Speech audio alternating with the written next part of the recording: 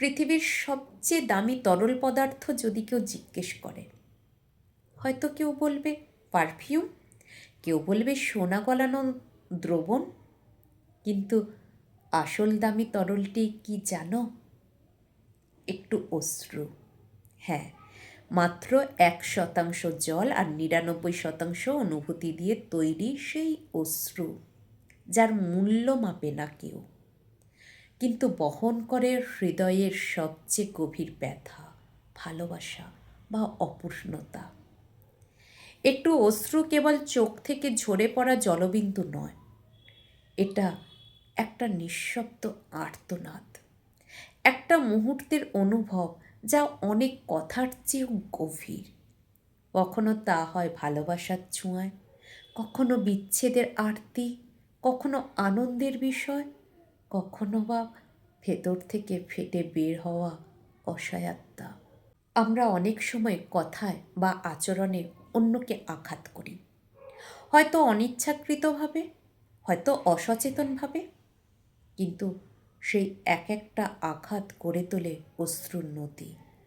তখন যে কান্না আসে তা শুধু চোখ ভেজায় না, সম্পর্ককে ভেঙে দেয়, বিশ্বাসকে জ্বালিয়ে দেয়, আর আত্মার গভীরে দাগ ফেলে। একজন মানুষের চোখে যখন জল আসে, সেটা কেবল দুঃখের বহিঃপ্রকাশ নয়, সেটা হয়তো অনেক দিনের চাপা কষ্টের বহিঃপ্রকাশ, হয়তো একটা শব্দের অসাবধানজনিত ধাক্কা। সেই অশ্রু যদি আমরা বোঝার চেষ্টা করি, তাহলে হয়তো বুঝব সবচেয়ে সহজ কাজ হলো কাউকে কষ্ট দেওয়া, আর সবচেয়ে মানবিক কাজ হলো কাউকে কষ্ট না দেওয়া। ভালোবাসা দিয়ে সম্পর্ক গড়ে ওঠে, শ্রদ্ধা দিয়ে তা টিকে থাকে। অথচ একটা অবহেলা, একটা কড়া কথা, একটা মুহূর্তের রাগ ভেঙে দিতে পারে অমূল্য সম্পর্ক। আমরা যদি একটু থামি, একটু বুঝি, একটু সহানুভূতিশীল হই, তাহলে হয়তো এই পৃথিবীতে অনেক কম পড়বে এই সবচেয়ে দামি তরলটি।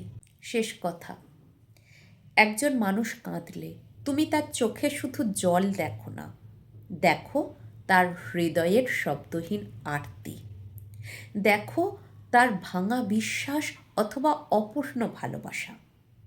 তাই কথা বলার আগে, কাজ করার আগে একবার ভাবো, তুমি যা বলছো বা করছো তা কি কারো চোখে এনে দেবে সেই দামি অশ্রু?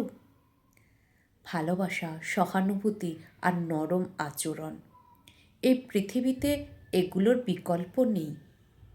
তোমার একটু কোমলতা হয়তো থামিয়ে দিতে পারে কারোর ভেতরের ঝড়। সেই দায়িত্ব কি তুমি নিতে পারো না?